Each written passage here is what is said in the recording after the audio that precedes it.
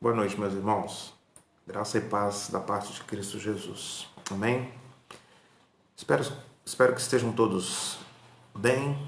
Mais uma oportunidade que o Senhor nos concede de nos reunirmos nesse tempo de reclusão, nesse tempo em que as autoridades locais nos aconselham a que fiquemos em nossas casas até que passe essa pandemia. Então nós continuamos com os nossos estudos, com os nossos cultos, enfim, com os trabalhos da Igreja Presbiteriana em São Borja, sendo transmitidos aqui pela página da Igreja no Facebook, até que tudo volte ao normal. Nós continuaremos estudando hoje a Epístola de Paulo aos Romanos. Já vamos provavelmente conseguir hoje finalizar o capítulo 12 da carta, estamos chegando ao final da carta. Mas antes eu gostaria de convidar você a que nós fizéssemos uma oração, a que nós colocássemos a nossa vida diante de Deus, a que nós pedíssemos a direção de Deus, o entendimento do Espírito, que assim como o próprio Paulo escreveu, que os mistérios de Deus possam ser revelados a mim e a você nessa noite, que o Espírito Santo de Deus possa nos dar a compreensão da sua palavra e que eu e você possamos ser edificados, alimentados espiritualmente pela palavra do Senhor. É sempre uma satisfação, um prazer poder compartilhar a palavra e eu espero em Cristo que você possa ser edificado através dessa ministração, através desse estudo, esteja você onde estiver. Aqui em São Borja, nós estamos na fronteira com a Argentina, extremo oeste do estado. Já está fazendo bastante frio aqui. Hoje nós já tivemos temperaturas aqui pela manhã na casa dos 12 graus. Então nós estamos entrando aí no inverno aqui na cidade de São Borja, no estado do Rio Grande do Sul. Queria convidar você então a abaixar a sua cabeça, a fechar os seus olhos. Nós vamos fazer uma oração inicial, entregando todo o decorrer desse estudo ao nosso Deus, porque o intuito, o objetivo do culto é a glória de Deus, louvor ao nome da glória do nosso Deus. Então eu queria convidar você a abaixar a sua cabeça, a colocar a sua vida diante de Deus. Não sei como foi o seu dia, não sei se você já teve tempo hoje para fazer isso. Se não, Deus está lhe dando a oportunidade de parar agora tudo que você está fazendo, colocar a sua vida diante de Deus e orar ao Senhor, pedir ao Senhor que fale com você através do estudo, através da palavra que será agora, então, compartilhada. Feche seus olhos, abaixe sua cabeça, vamos orar. Após alguns instantes, então, eu vou interromper o silêncio, fazer uma oração audível em nome de todos nós.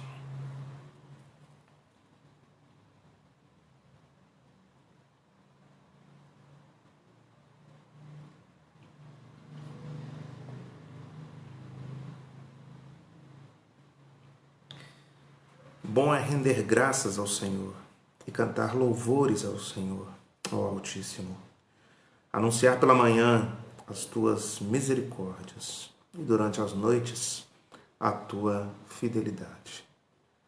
Senhor, o salmista escreve e nós nos alegramos com esse salmo, porque de fato fica bem a nós, ao teu povo, louvá-lo, bendizê-lo, porque o Senhor é um Deus fiel, um Deus justo, um Deus totalmente bom, totalmente puro, totalmente santo, um Deus que cumpre as suas palavras, um Deus que amou a um povo e chamou esse povo e justificou esse povo e entregou seu filho, seu único filho, para que através do seu sangue derramado na cruz do Calvário, esse povo então fosse perdoado dos seus pecados, reconciliado com o Senhor e adotados pelo Senhor em Cristo. Louvado seja Deus por tão grande salvação, louvado seja Deus por Jesus Cristo.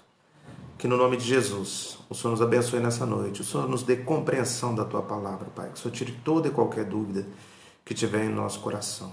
Que o Senhor, Pai, nos blinde para que nenhuma distração que possa vir nos acometer aqui nós que estamos em nossos lares, nenhuma distração possa, Deus, fazer com que nós percamos o temor, a reverência diante do Senhor, porque mesmo no ambiente informal, nós estamos aqui totalmente reverentes ao Senhor, no temor e tremor do Senhor. Que o nosso culto, então, Pai, seja agradável ao Senhor e que a Tua bênção recaia sobre cada lar que está conectado conosco agora através desse estudo da ministração dessa palavra. Se conosco, nos dá compreensão do texto. Essa é a oração que eu faço a Ti, Deus. Entrego a Ti, no nome santo de Cristo Jesus. Amém. Muito bem, irmãos, queridos, eu queria convidar você então a abrir a sua Bíblia no Salmo 112, para que nós façamos uma breve leitura antes de adentrarmos no nosso texto. Salmo 112.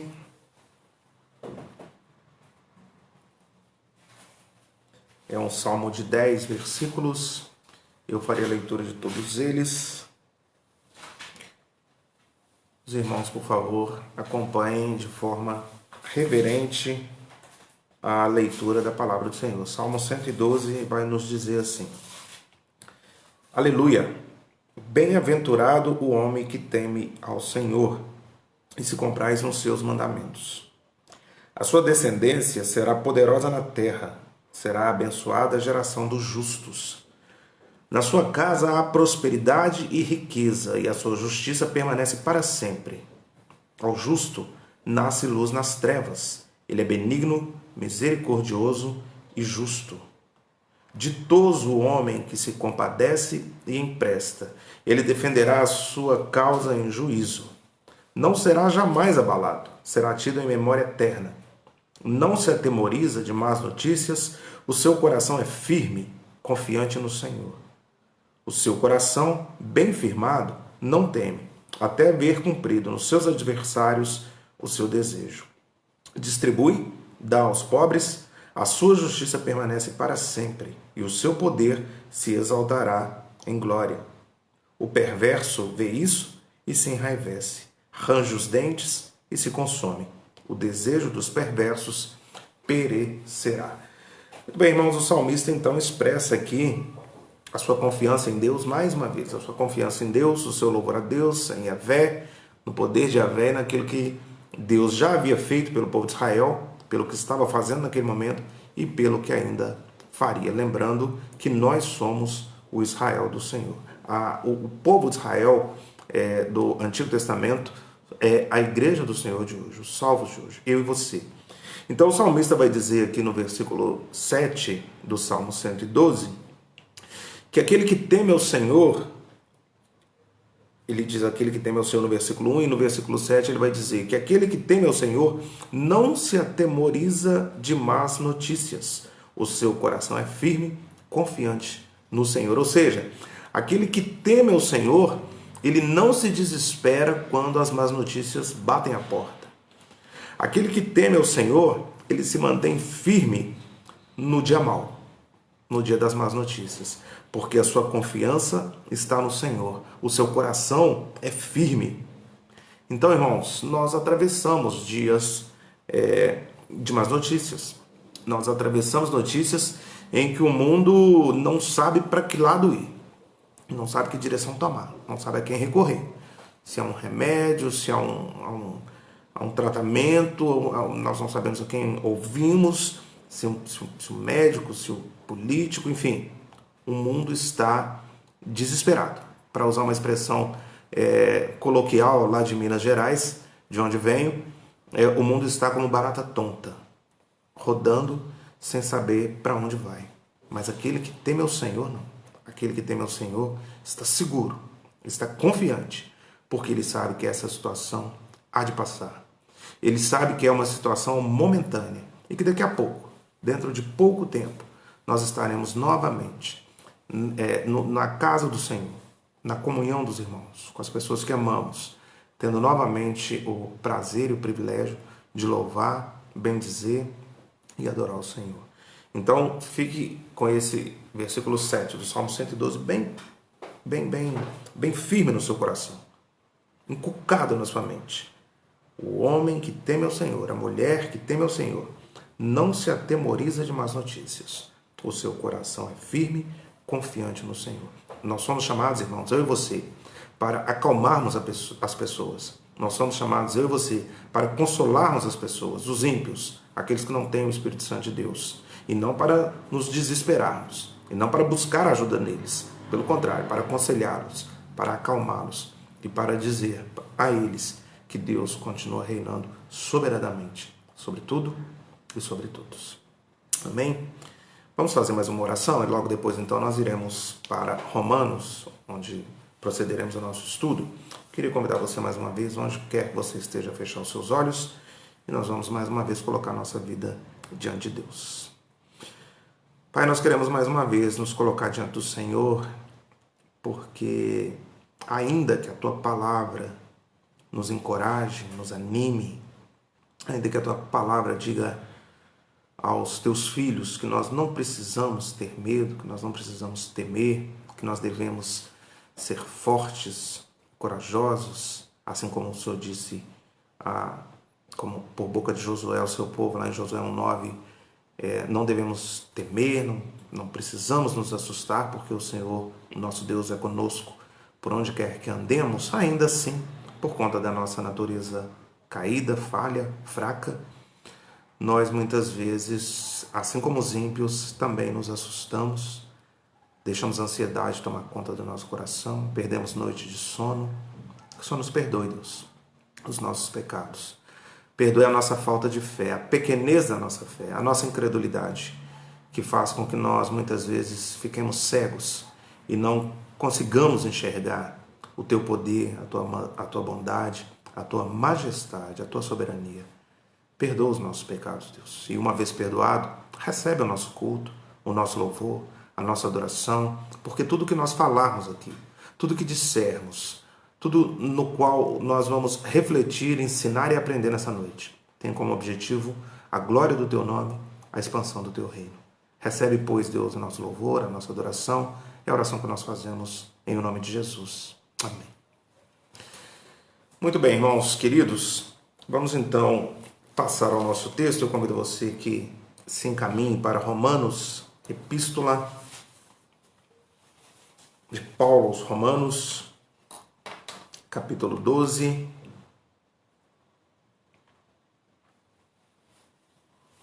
um bloco que vai dos versículos 1 ao versículo 21. Na semana passada, você que esteve conosco acompanhou a primeira parte, o versículo 1 e 2, e hoje, se Deus nos der graça, nós pretendemos avançar então a partir do versículo 3. É um texto extenso, o nosso tempo é pouco, então nós não vamos fazer a leitura de todo o texto agora nesse primeiro momento, uma vez que nós vamos trabalhar verso a verso. Então, eu farei a leitura do versículo 3, onde nós vamos iniciar, e farei a leitura do versículo 21, onde eu pretendo encerrar nessa noite. Ok? Então, Romanos 12, versículos 3 a 21. Versículo 3 diz assim: porque pela graça que me foi dada, digo a cada um dentre vós, que não pense de si mesmo além do que convém. Antes, pense com moderação, segundo a medida da fé que Deus repartiu a cada um. E o versículo 21 dirá assim: não te deixes vencer do mal, mas vence o mal com o bem. Pois bem, nós já oramos pelo estudo, vamos então, sem mais demora, adentrar ao texto bíblico. Os irmãos que estavam conosco na quinta-feira passada hão de se lembrar que Paulo inicia o capítulo 12, nos versículos 1 e 2, exortando os crentes, exortando os irmãos a como deveria ser o procedimento deles para com Deus. Um procedimento vertical deles para com Deus, uma vez que nos capítulos anteriores, 11 e 10, Paulo explicou a respeito da obra redentiva de Deus, de como eles foram alcançados pela graça, de como Deus não rejeitou totalmente o povo de Israel, de como Deus salva indivíduos, não povos, e por conta disso muitos judeus foram salvos, seriam salvos, são salvos. Paulo é um dos exemplos, né? Ele mesmo se coloca como exemplo disso, de que não havia injustiça da parte de Deus. E Paulo então entra no capítulo 1 e 2 dizendo como deveria ser o procedimento deles, gentios, judeus convertidos, agora que eles gozavam de novidade de vida, agora que eles morreram para que pudessem nascer novamente. Paulo vai então rogar a eles, pelas misericórdias de Deus, que eles entreguem o corpo, o tempo, o vigor, a energia, a saúde toda para Deus como um sacrifício de louvor a Deus, e de que eles não se conformem com esse século, mas que eles sejam transformados, permitam que o Espírito os transformem pela renovação da mente de cada um deles, de cada um de nós. Ou seja, não se conformem com esse mundo, com as práticas desse mundo. Vocês são novas criaturas, vocês não são dessa terra, vocês são peregrinos nessa terra, então não se amoldem a esse mundo, porque quem ama o mundo é inimigo de Deus. Os amigos desse mundo são inimigos de Deus. Então não se amoldem a esse mundo, para que vocês possam então experimentar qual seja boa, agradável e perfeita vontade de Deus. E a partir do versículo 3, então, Paulo vai dizer qual é, como se expressa a boa, agradável e perfeita vontade de Deus na nossa vida, no nosso dia a dia. Quais as implicações disso? Nós somos salvos e queremos aprender e praticar a boa, agradável e perfeita vontade de Deus. Então, como nós faremos isso? Versículo 1 e 2, o homem e Deus. Versículos 3 a 8, Paulo vai dizer como deve ser o tratamento do homem, do salvo, do crente, para com ele mesmo. Então, Paulo vai exortar aqui os judeus convertidos, os gentios que se converteram ao Evangelho, a mim e a você. Como deve ser a sua forma de enxergar você mesmo, de lidar com você mesmo, uma vez que agora o Espírito Santo habita em você. Vamos caminhar então, verso a verso, e ver aquilo que Paulo tem para mim e para você. Verso 3. Porque pela graça que me foi dada, digo a cada um dentre vós que não penses de si mesmo além do que convém. Antes pense com moderação, segundo a medida da fé que Deus repartiu a cada um. Irmãos, Paulo vai dizer aqui então, ou ele vai ensinar aqui então, como nós, eu e você, devemos proceder uma vez que fomos salvos dentro do ambiente da igreja, dentro do ambiente para o qual nós somos chamados para exercitar a nossa fé, que é a igreja. E Paulo, então, desde o versículo 3, ele já começa, olha, pela graça que foi dada a vocês, aqui nós não estamos falando de graça salvadora, aqui nós estamos falando de dons. Paulo vai explanar de forma mais tranquila a partir do versículo 4. Pela graça que foi dada a vocês, que foi concedida a vocês, eu digo a vocês, que não pensem de si mesmo além do que convém. Antes pensem com moderação. O que quer dizer isso, irmãos? Paulo está dizendo aqui para os judeus convertidos, para os gentios, para que eles não pensem de si mesmo além daquilo que eles são. Parafraseando o que Paulo está dizendo, nós poderíamos afirmar assim, olha, se olha no espelho, avalia você mesmo. Numa linguagem coloquial, quase vulgar, eu poderia dizer que Paulo está dizendo aqui, abaixa sua bola. Irmãos, algo que prejudica o andamento da igreja, a caminhada cristã, e que traz muito prejuízo à vida cristã, é nós acharmos que nós somos melhores do que nós somos na verdade. E é isso que Paulo está... É sobre isso que Paulo está nos alertando aqui. Não pensem que vocês são melhores do que vocês na verdade são. Paulo está dizendo aqui, olha, não pense de si mesmo além do que convém. Antes pense com moderação, segundo a medida da fé que Deus repartiu a cada um. Ou seja, tenha discernimento, sabedoria para avaliar os seus dons, os dons que você deu, que Deus deu a você, que Deus concedeu a você, e com esses dons que Deus lhe concedeu, você então os exercite, você então os coloque à disposição da igreja, nem mais, nem menos. Duas coisas muito prejudiciais na igreja, certamente você vai se identificar ou se lembrar daquilo que eu estou falando. É quando você tem uma autoestima muito alta ou quando você tem uma autoestima muito baixa. São duas coisas que prejudicam demais a igreja. Por isso Paulo está dizendo aqui que nós precisamos saber exatamente até onde nós podemos chegar. A autoestima muito alta é daquele irmão que acha que pode tudo, que foi chamado para tudo, que tem todos os dons. Em qualquer área ele vai atuar e vai atuar bem. E nós sabemos que ninguém é perfeito. Nós sabemos que Deus divide os dons de acordo com a necessidade daquele lugar, daquela igreja, daquele local onde ele está ministrando. Então, irmãos, quando nós temos uma autoconfiança muito grande, muito alta, nós nos valorizamos demais, nós nos supervalorizamos e com isso nós desvalorizamos as outras pessoas, as outras partes de um corpo. Então Paulo está exortando a eles, a mim e a você. Não se supervalorize, não se superestime. Tenha moderação, tenha calma, tenha discernimento, sabedoria na hora de fazer a sua própria avaliação. Mas por outro lado, não tenha também a sua autoestima muito baixa, porque isso também vai trazer prejuízo a você e a sua igreja. Por quê? Porque existem irmãos que acham que não tem nenhum tipo que não podem trazer nenhum tipo de benefício para a igreja, que não podem ajudar de maneira nenhuma a igreja, e isso também não é verdade. Porque todos os que têm o Espírito Santo têm algum tipo de dom.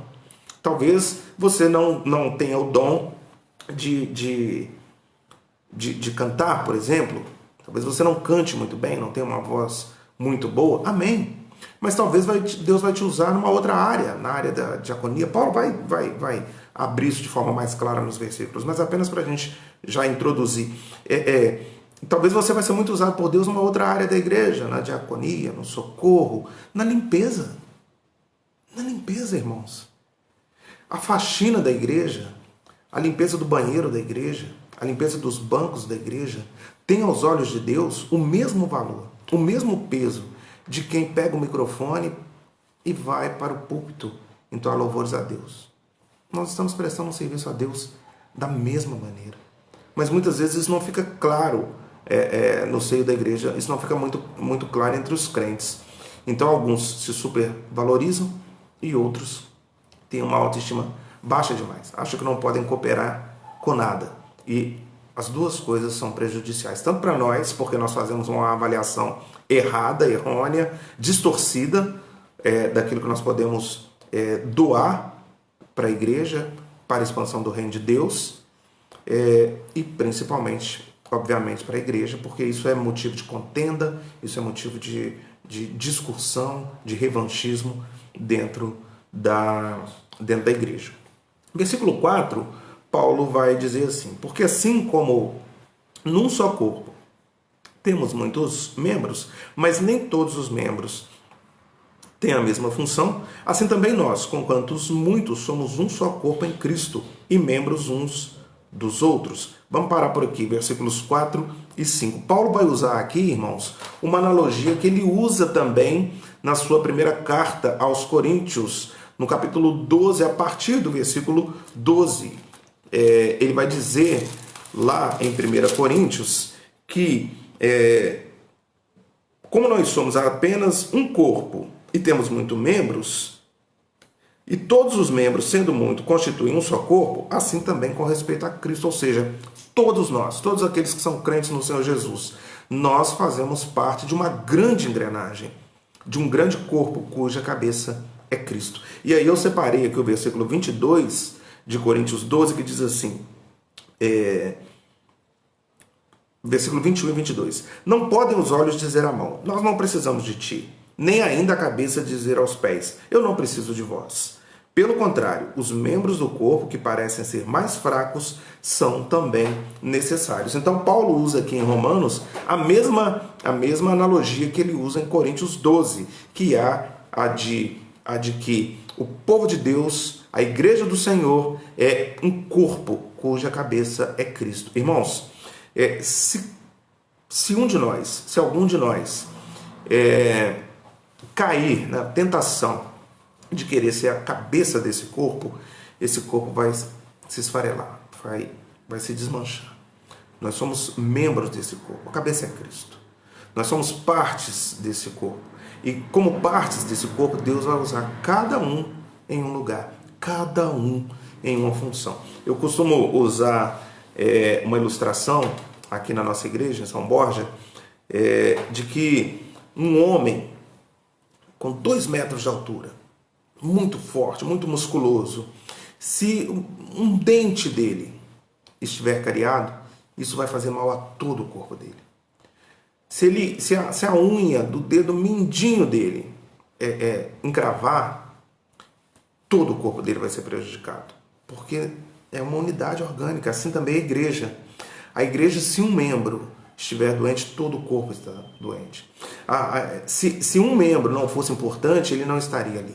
Então, todos os membros da igreja são importantes, cada um com seu dom, cada um numa área, mas Deus há de usar todos aqueles que quiserem ser usados, todos aqueles que se dispuserem a ser usados. O que nós precisamos ter é uma avaliação honesta de nós mesmos. É o que Paulo está pedindo aqui quando ele diz, pense em moderação. É uma avaliação honesta de nós mesmos. Nós sabemos qual é a nossa área de atuação, onde nós podemos ajudar. Isso é importantíssimo. Paulo, então, nos versos 4 e 5, vai falar, então, a respeito desse corpo de Cristo, do qual nós fazemos parte. Versículo 6, Paulo vai dizer, tendo, porém, diferentes dons, segundo a graça que nos foi dada. Se profecia, seja segundo a profecia. Vamos até o versículo 8. Que nos foi dada. Se profecia, seja segundo a proporção da fé. Se ministério, dediquemo-nos ao ministério, ou o que ensina, esmere-se no fazê-lo. O que exorta, o faça-o com dedicação, o que contribui com liberalidade, o que preside com diligência, quem exerce a misericórdia com alegria. Paulo, então, vai citar alguns dons espirituais que foram dados ao povo de Deus e de como Deus faz uso desses dons para a edificação da sua igreja, para a edificação do corpo como um todo. Ele vai dizer no versículo 6, por exemplo, pela graça que vos foi dada, a graça que vos foi dada, que é exatamente os dons, a misericórdia, o Espírito Santo que nos foi dado e que através dele proporcionou que nós tivéssemos dons para edificar, abençoar a igreja. Então ele vai dizer, se é profecia, seja segundo a proporção da fé. Profecia aqui, irmãos, é diferente das profecias do Antigo Testamento. Nós não estamos falando aqui de revelações futuras. Nós cremos, Hebreus vai nos dizer isso, que tudo aquilo que havia de ser revelado foi revelado em Cristo. O Antigo Testamento aponta para Cristo. É um farol sinalizando para Cristo, para nos levar a Cristo. Então, com a vinda de Cristo, o Antigo Testamento ali se cumpre. Então, quando Paulo está dizendo aqui a respeito de profecia, é o que nós estamos fazendo agora. É abrir a nossa Bíblia, ler e explicar. Ler e entender. Essa é a profecia a qual Paulo se refere. Então, se você tem esse dom da profecia, de compartilhar a palavra de Deus, de falar dos mistérios que estão aqui descritos na Escritura Sagrada, então que você o faça segundo a proporção da fé. No versículo 7 ele vai dizer, se é ministério, dedique-nos ao ministério. É a mesma linha de raciocínio, é a mesma linha de pensamento. O dom que você recebeu de Deus, que você o exercite, que você o coloque à disposição da igreja para a edificação do corpo. Seu ministério, o ministério, se é o dom de ensino, de didascalia, que você ensine com esmero, que você se esforce, que você se empenhe por fazê-lo. Irmãos, Deus há de cobrar dos seus obreiros, Deus há de cobrar dos crentes que não se esmeram no estudo. E quando eu digo não se esmeram no estudo, não apenas presbíteros, docentes, regentes, professores de escola dominical, mas todos os crentes. Nós precisamos aprender mais de Cristo para que nós possamos ensinar, para que nós possamos dar aos outros razão da nossa fé, para que nós possamos explicar aos outros por que cremos, em quem cremos. Nós precisamos aprender para ensinar. Então, se você tem esse dom, o dom de ensino, que você se esmere, que você se aprofunde, que você dedique tempo mesmo a aprendizado, a adquirir conhecimento, para que você possa compartilhar esse aprendizado com outros. O que exorta-o, faça-o com dedicação. Então, se você tem esse dom de trazer aquele irmão que está andando fora da linha, aquele irmão que não tem andado nos caminhos do Senhor, se você tem o dom de trazer uma palavra a esse irmão, de chamá-lo à responsabilidade, que você o faça. Se você tem esse dom de aconselhar, que você o faça, de consolar, que você o faça. Então, que você não abra mão de abençoar alguém com um dom que foi lhe dado exatamente para isso, para que você faça uso dele. O que contribui com liberalidade, se você é alguém que tem esse dom de contribuir, de abençoar, de colocar a mão no bolso, que você o faça, então, que você abençoe as pessoas, que você cuide das pessoas. Deus usa pessoas para abençoar pessoas. Então, talvez você seja uma dessas pessoas a quem Deus usa para abençoar aqueles que têm menos do que você. Ninguém é tão pobre que não possa ajudar alguém, irmãos.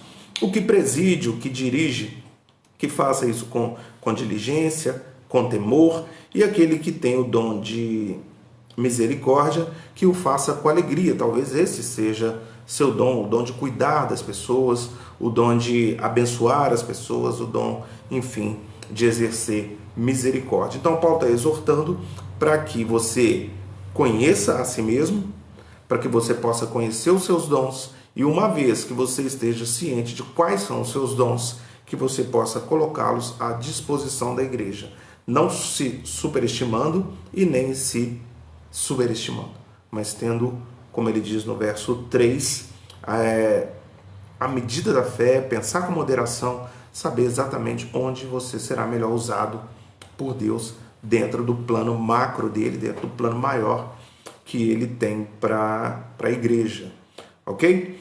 Do verso 9, irmãos, em diante, do verso 9 até o verso 17, Paulo vai dizer então qual deve ser o nosso tratamento, o tratamento do crente para com os seus irmãos, para com o outro crente, com os outros crentes.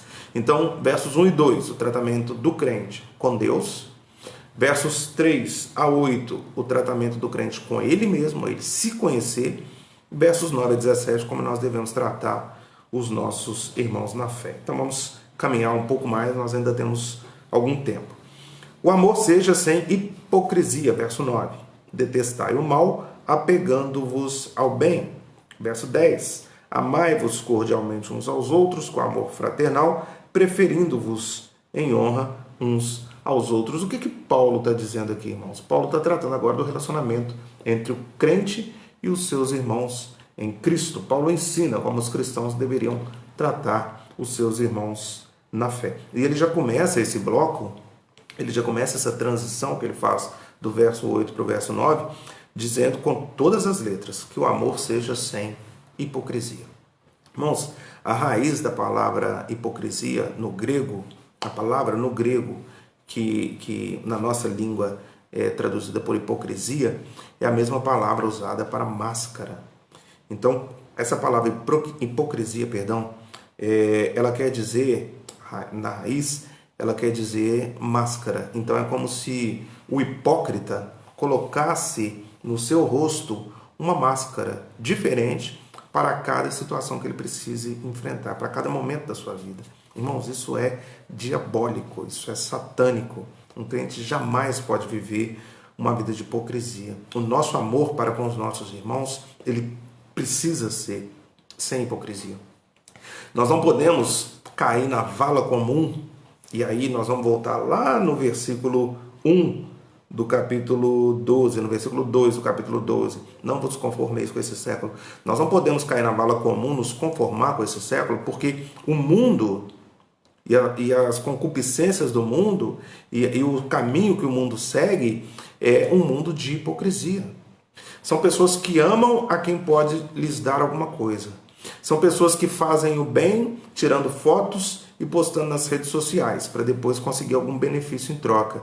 São pessoas que dão um abraço em você e por trás elas estão com um punhal, com a lâmina, com a ponta da lâmina encostada nas suas costas. Paulo está dizendo aos crentes, vocês não podem ser assim. Vocês não podem viver assim. Vocês não podem viver uma vida hipócrita. Vocês não podem viver uma vida como se vocês usassem uma máscara para cada situação diferente. O seu sim tem que ser sim. O seu não tem que ser não. Não pode ser diferente disso, irmão. Então, eu vejo que muitas vezes, dentro da nossa igreja, e quando eu digo a nossa igreja, eu digo a sua igreja, eu digo a igreja do Senhor, a igreja visível do Senhor em todos os lugares desse planeta. Eu vejo que a igreja tem muita dificuldade de exercitar isso. A gente vê muita conversa de corredor, a gente vê muito comentário maldoso às vezes, e Paulo está exortando aqui que nós não podemos ser assim, que nós devemos ser sinceros. A palavra sincera no grego é a palavra que era usada, ela vem da frase sincera.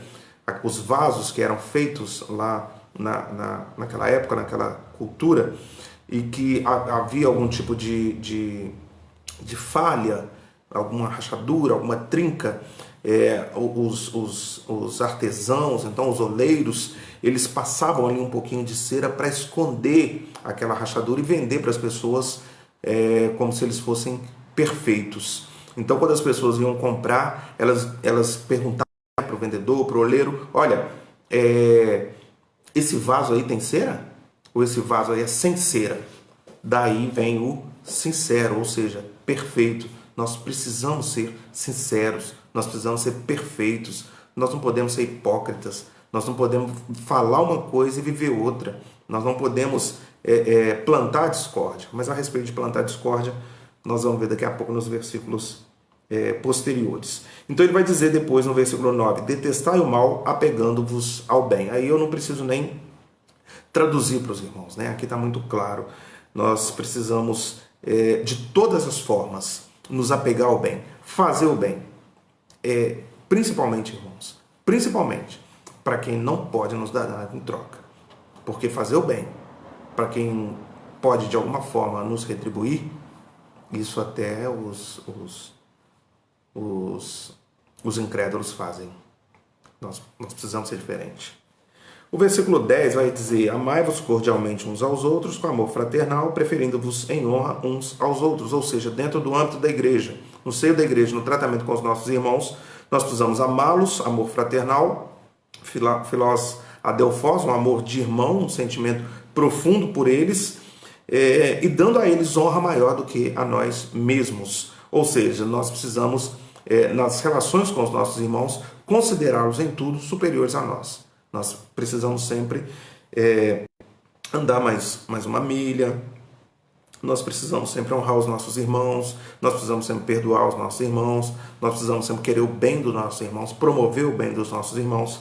É disso que Paulo está dizendo aqui no versículo 10. No versículo 11, Paulo vai dizer assim: no zelo não sejais remissos, sede fervorosos de espírito, servindo ao Senhor. Ou seja, trabalhem na obra do Senhor com afinco.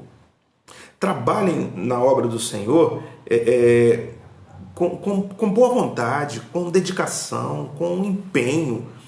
Entregue-se ao Senhor. Não sejais remissos, ou seja, não sejam displicentes, não façam uma coisa de qualquer jeito. Os dons, nós estamos linkando, lembrando que um texto totalmente linkado ao outro, né, irmãos? Os dons que foram dados a vocês, para vocês exercitarem na igreja, façam isso com boa vontade, façam isso com amor ao Senhor, com temor ao Senhor, com gratidão a Deus, com louvor a Deus, porque foi Ele que deu a vocês, que distribuiu esses dons a vocês. Então, como Paulo vai escrever lá em 1 Coríntios 15, 58, olha, trabalhem com afinco, com boa vontade na obra do Senhor, porque no Senhor o vosso trabalho não é vão. No versículo 12, Paulo vai dizer: regozijai-vos na esperança, ou seja, se alegrem sobremaneira na esperança, sejam pacientes na tribulação e na oração perseverantes. Ou seja, se alegrem na esperança, irmãos, nas promessas de Deus para a minha vida, para a sua vida, em tudo que Deus já fez, faz e fará, pelas promessas de vida eterna que nos aguardam, pelas bênçãos sem medida no reino espiritual, mas também no reino material, dos quais nós temos sido agraciados e seremos ainda muito mais. Então se alegrem nisso, sejam pacientes na tribulação. Quando vier a tribulação, quando vier a luta, quando vier o dia mau, quando nós dissemos lá na nossa liturgia, no Salmo 112, quando vier o dia mau, quando vier o problema, sejam pacientes, não se desesperem, não se revoltem, não se rebelem, mas sejam pacientes, saibam atravessar o momento ruim, saibam passar assim como dizia um louvor antigo, né? Passem pela prova dando glória a Deus. É isso que Paulo está dizendo aqui. E na oração, perseverantes. Se nós formos perseverantes na oração, se nós formos contínuos, constantes na oração, certamente nós teremos mais facilidade para atravessar as tribulações e para nos alegrar na esperança. Versículo 13 e 14, Paulo vai dizer talvez o que seja a parte mais difícil de ser exercida nesse bloco, ao menos para o nosso coração, que é desesperadamente enganoso e desesperadamente corrupto. Paulo vai dizer: compartilhai as necessidades dos santos, praticai a hospitalidade, abençoai o que vos perseguem, abençoai e não amaldiçoeis. Lembrando que nesse bloco Paulo está tratando de crentes com crentes, os nossos irmãos da igreja. Nós devemos ser com eles, compartilhar as necessidades, ou seja, ajudá-los, socorrê-los, suprir as necessidades deles. Nós precisamos praticar a hospitalidade, ou seja, a minha casa tem que ser a casa dos meus irmãos em Cristo. Nós precisamos abençoar os que nos perseguem. Caso alguém dentro da igreja nos persiga, caso alguém dentro da igreja seja pedra de tropeço para nós, esteja fazendo com que nós percamos a bênção, nós precisamos abençoar esse irmão. Nós não podemos perseguir esse irmão, nós não podemos odiar esse irmão. Pelo contrário, nós precisamos abençoar esse irmão. Nós precisamos rogar a Deus pela vida desse irmão e não amaldiçoá-lo. Por que eu disse que talvez essa seja a parte mais difícil desse bloco, na minha opinião? Porque o nosso sentimento de revanchismo é muito grande, né, irmãos? O nosso sentimento de dar o troco é muito grande. Então, nosso primeiro impulso, quando nós somos perseguidos, quando nós somos confrontados, é também perseguir, é também confrontar, é também dar com a mesma moeda, né? Então, Paulo está dizendo, olha, o mundo já faz assim. As pessoas do mundo fazem assim, os incrédulos fazem assim. Vocês não podem andar de acordo com o curso desse mundo. Vocês são salvos em Cristo Jesus. Vocês precisam ter uma postura diferente. Essas pessoas que perseguem vocês, elas têm que ser alvo da oração de vocês. Elas têm que ser alvo dos pensamentos louváveis de vocês. Vocês precisam amar essas pessoas e não odiá-las. Precisamos exercitar isso, irmãos. Por mais difícil que isso possa parecer para mim e para você. Amar quem nos ama é muito fácil. É muito fácil. Nós precisamos amar quem não nos ama, quem não nos quer bem. Ok? Nosso Senhor Jesus Cristo é o melhor modelo para essa situação, amando até o fim aqueles que o odiaram, inclusive na cruz do Calvário, já há poucos momentos da sua morte, rogando a Deus para que Deus tivesse misericórdia daquelas pessoas que tanto mal fizeram a Ele. Versículo 15, irmãos, Paulo vai dizer, alegrai-vos com os que se alegram e chorai com os que choram. Irmãos, o que Paulo está pedindo aqui nada mais do que você viver uma vida de comprometimento com seu irmão a tal ponto, você entender que nós somos um só corpo, de que nós estamos no mesmo barco, de tal forma que a alegria do irmão é a sua alegria. As notícias boas que chegam ao seu irmão alegram o seu coração. O seu irmão trabalhou, lutou e Deus o abençoou com uma casa nova, com um carro novo. Glória a Deus por isso. Glória a Deus pelo meu carrinho velho, pela minha casinha velha e o meu irmão prosperando. Glória a Deus por isso. Eu preciso me alegrar com ele. E não olhar para ele com um olhar de inveja,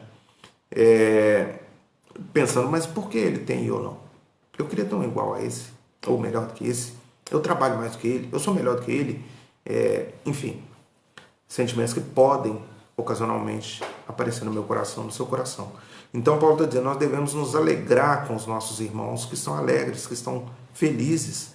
Nós devemos compartilhar dessa alegria com eles, nós somos um só corpo. Por outro lado, nós precisamos também chorar com os que choram, ou seja, a tristeza do meu irmão tem que ser a minha tristeza, irmãos. Se o meu irmão está passando algum tipo de dificuldade, eu preciso sofrer com ele, eu preciso chorar com ele. Lembra dos amigos de Jó, lá no comecinho do livro de Jó, capítulo 2, 3, talvez? O texto vai dizer que logo depois da segunda investida de Satanás sobre a vida de Jó, quando Jó ficou doente, depois de já haver perdido toda a sua família, todos os seus bens, que Jó então se senta para chorar, porque havia perdido tudo, inclusive a saúde, e estava em desespero. E aí então o texto vai dizer que os seus amigos, três amigos dele, se sentaram ao seu lado, ficaram calados, não tinham o que dizer, não tinham palavras para consolar, mas apenas se sentaram ao lado de Jó e ofereceram a ele consolo, conforto, companhia. Então, irmãos, chorar com os que choram é exatamente isso. É você se compadecer do seu irmão. Se compadecer é mais do que sentir pena, é mais do que se sentir dó. Compadecer é você se colocar no lugar dele. Então, se um irmão está sofrendo, se chega até você a notícia de que um irmão está passando por algum tipo de dificuldade, de necessidade, é a nossa obrigação, é a sua obrigação, é a minha obrigação procurar esse irmão, ligar para esse irmão, visitar esse irmão, acolher esse irmão, oferecer ajuda a esse irmão. É isso que Paulo está dizendo aqui, então, no final do verso 15. Verso 16, Paulo vai dizer assim: tende o mesmo sentimento uns para com os outros. Em lugar de serdes orgulhosos, condescendei com o que é humilde, não sejais sábios aos vossos próprios olhos. É mais ou menos o que ele disse lá no versículo 3. Nós sabemos exatamente quem nós somos. Nós não nos superestimarmos e não subestimarmos a nós mesmos. Então é nós nos colocarmos numa posição de humildade, é nós não sermos orgulhosos, não sermos vaidosos, não achar que somos melhores do que somos na verdade, não buscarmos para nós uma glória que deve ser dada unicamente a Deus. Nós somos parte de um corpo, nós apenas contribuímos. Se tudo vai bem, a glória é de Deus. Se tudo vai mal, aí é culpa nossa, aí é falta de trabalho nosso. Mas se tudo vai bem, a glória é de Deus. O resultado final é para a glória de Deus. Isso tem que ficar muito vivo na mente de todos os crentes quando se trata de trabalho na igreja. O versículo 17, ele vai dizer então: não torneis a ninguém mal por mal, esforçai-vos por fazer o bem perante todos os homens. Perdão, irmãos, a partir daqui nós vamos entrar na terceira e última parte, na quarta e última parte desse bloco. Então nós vamos até o versículo 16, Paulo falando do tratamento do crente com os seus irmãos, com os outros crentes. Do versículo 17 ao 21, Paulo vai tratar, então, finalizando esse bloco, esse capítulo, de como deve ser o tratamento do crente para com seus inimigos. Como nós devemos proceder com os nossos inimigos. Aí talvez você se escandalize disso: mas pastor, um crente não pode ter inimigo, um crente não tem inimigo. Perdão, o crente tem, irmãos. O crente tem. Nós não podemos procurar inimizade. Nós não podemos procurar fazer inimizade, ter comportamentos que gerem inimizade. Mas nós teremos inimigos, nós seremos sim perseguidos. Jesus teve inimigos, Paulo teve inimigos, Davi teve inimigos. Então o crente tem sim inimigos. A palavra de Deus nos diz, né, eu já citei esse versículo aqui hoje, que os amigos do mundo são inimigos de Deus. Se nós andamos na luz, não há parte com as trevas. Então nós teremos sim na nossa caminhada inimizades. Então Paulo vai dizer que como nós devemos tratar com essas inimizades, a partir do versículo 17.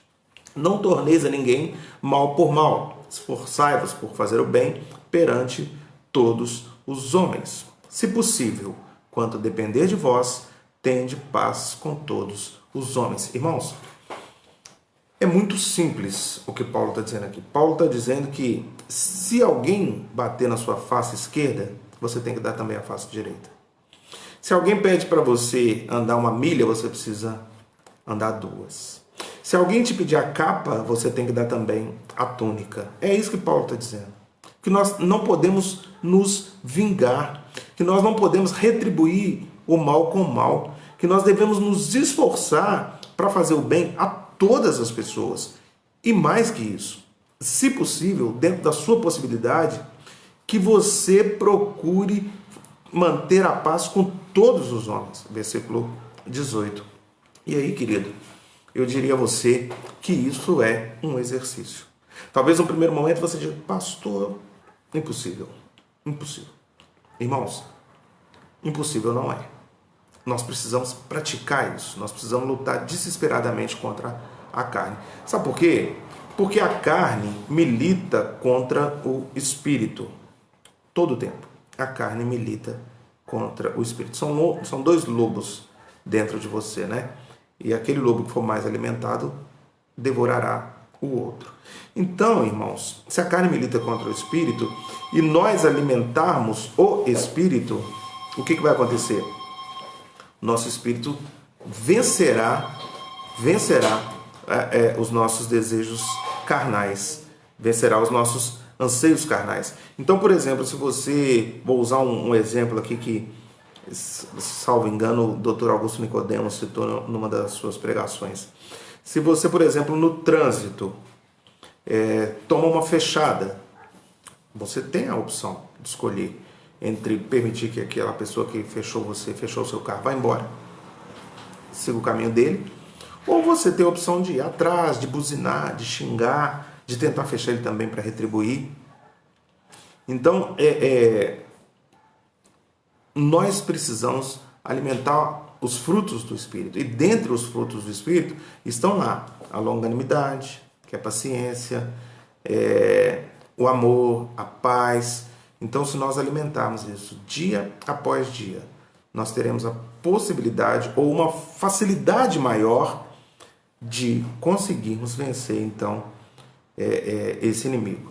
Versículo 19, ele vai dizer: não vos vingueis a vós mesmos, amados, mas dai lugar à ira, porque está escrito: a mim me pertence a vingança, eu é que retribuirei ao Senhor. Paulo está fazendo aqui uma citação do Antigo Testamento, dizendo aquilo que ele já havia dito no versículo 17 e versículo 18, que nós não podemos ser vingativos, que nós não podemos ter no nosso coração um espírito de revanchismo, um espírito de vingança.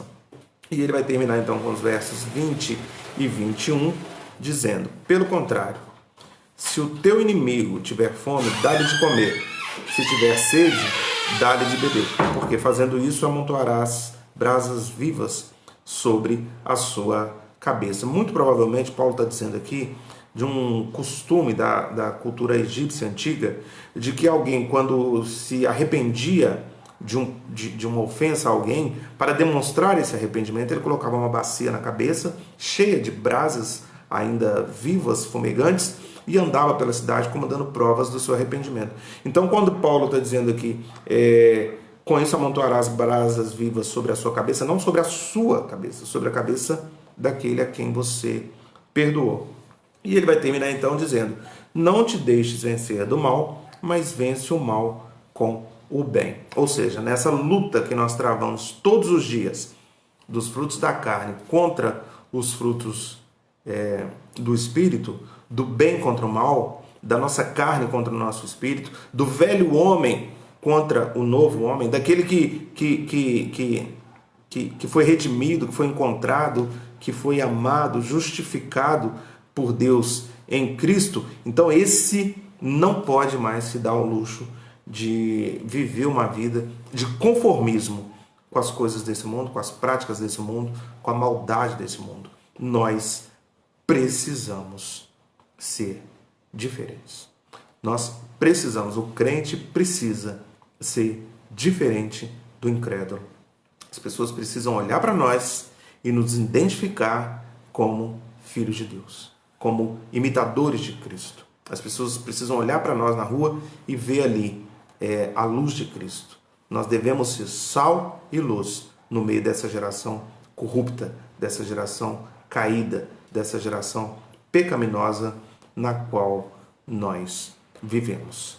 Paulo então encerra assim, nos exortando a vencer o mal com o bem, a dar a outra face, a andar mais uma milha, a entregar também a túnica, enfim, a orar pelos que nos perseguem, a fazer assim como nosso mestre, como nosso maior exemplo, como o nosso Senhor e Salvador Jesus Cristo, dizer ou citar nas nossas orações: Pai, perdoa-lhes, eles não sabem o que fazem. Irmãos, que essa seja a nossa motivação maior, que esse seja o nosso objetivo a cada manhã, quando nós nos levantarmos da cama, parecermos mais e mais com Jesus Cristo, viver uma vida santa, sem hipocrisia, sem aquela máscara que eu citei lá no começo do nosso estudo dessa noite. Nós possamos viver uma vida de acordo com o Evangelho, abrindo mão do nosso direito, permitindo que a nossa vingança seja realizada por Deus, ok? Que Deus nos ajude, que Deus nos fortaleça e nos dê condição então de vencer esses desafios. Eu queria mais uma vez orar por você, encerrando esse tempo, encerrando esse estudo de hoje, e desde já convidando você para no próximo domingo nesse mesmo canal, aqui na página da Igreja Presbiteriana de São Borja, no Facebook, a partir das 19 horas, nós então podemos celebrar juntos o culto da Páscoa. No meio dessa pandemia, dessa loucura que nós estamos vivendo, nós até meio que nos esquecemos, né? De que dia é hoje, de qual momento nós estamos passando, e nós até talvez corremos o risco de esquecer que cerca de 2000 anos atrás, numa quinta-feira como essa, mais ou menos nesse horário, um pouco mais tarde do que esse horário que nós estamos agora, mas numa quinta-feira como agora, o nosso Senhor Jesus, Senhor Salvador Jesus Cristo, estava sendo preso e começava ali então os seus momentos de angústia, de tortura nas mãos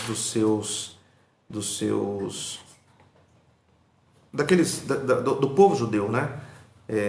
Que por inveja, que por não concordar com aquela pregação de Jesus, com as palavras de Jesus, com o amor que Jesus pregava, então humilharam e torturaram o meu Senhor, o seu Senhor. Então, domingo, a partir das 19 horas, estaremos aqui celebrando, então, a ressurreição de Cristo, falando sobre a ressurreição de Cristo no culto da noite. Queria convidar você a fechar os seus olhos. Nós vamos orar mais uma vez. Eu vou pedir a bênção de Deus sobre a sua vida, sobre a vida da sua família, e nós nos vemos, se Deus nos permitir, no próximo domingo. Oremos. Senhor, nosso Deus e nosso Pai, graças te damos, louvamos teu nome, bendizemos o Senhor e te agradecemos, porque mais uma vez a tua palavra foi lida e foi explicada. Agradecemos ao Senhor Deus porque a tua palavra nos exorta, nos anima, nos encoraja, nos vivifica, nos dá sabedoria, discernimento, entendimento e nos ensina, Deus, o caminho que nós devemos seguir, de forma que possamos entender, compreender qual é a boa, perfeita e agradável vontade do Senhor para as nossas vidas. Ó Pai, ajuda-nos, porque se depender de nós mesmos, nós não teremos condições, Deus, de manter esse padrão que o Senhor nos exorta aqui, através de Paulo, no capítulo 12 da sua epístola aos Romanos. Não é isso que nós queremos. A nossa carne quer nos vingar. A nossa carne quer com que nós possamos nos sobressair, passar por cima das pessoas. É isso que a nossa carne quer. Mas Deus, não é isso que o Senhor quer de nós. E o teu Santo Espírito, que habita em nós, nos exorta, nos encoraja e nos qualifica a podermos viver uma vida de santidade, uma vida de pureza, uma vida de bondade, uma vida perdoando aqueles que nos perseguem e, dentro do possível, tendo paz com todos os homens. Nos ajuda, Deus, para que a cada dia nós possamos nos parecer mais com Cristo, teu Filho amado, nosso Senhor e Salvador. Abençoa, Deus, no nome de Jesus, cada pessoa, cada casa, cada família que esteve conosco nessa noite. Que a bênção do Senhor seja sobre cada um deles, que o Senhor tire do coração deles toda ansiedade, preocupação, nervosismo. Ó Deus, se há enfermidade nesses lares, que o Senhor cure, Deus, respeitando o seu tempo, a sua soberania, os seus planos. Que o Senhor traga cura em nome de Jesus. Que o Senhor traga o alimento diário, que não falte pão na casa dos meus irmãos em nome de Jesus. E que eles possam a cada dia, Deus, dobrar os joelhos e agradecer ao Senhor por tudo que o Senhor tem feito por eles, principalmente, especialmente, agradecer ao Senhor pela salvação em Cristo. Dá-nos uma noite de descanso a todos nós. Permita, Deus, que no dia de amanhã nós tenhamos saúde e que amanhã seja um dia de paz, saúde e boas notícias. Essa é a oração que eu faço ao Senhor, no nome santo de Cristo Jesus. Amém. Agora, amados irmãos, povo de Deus, que a graça do nosso Senhor Jesus Cristo, que o amor de Deus, o nosso Pai, e que as doces e eternas consolações do Espírito Santo sobre vós repousem, sobre vós permaneçam, capacitando-nos a aguardar com alegria, com júbilo, com regozijo, a volta daquele que morreu sim, mas ressuscitou e virá buscar a sua igreja. Maranata, vem, Senhor Jesus. Amém, amém e amém. Boa noite, meus irmãos. Deus abençoe a todos, em nome de Jesus. Muito obrigado pela companhia mais uma vez.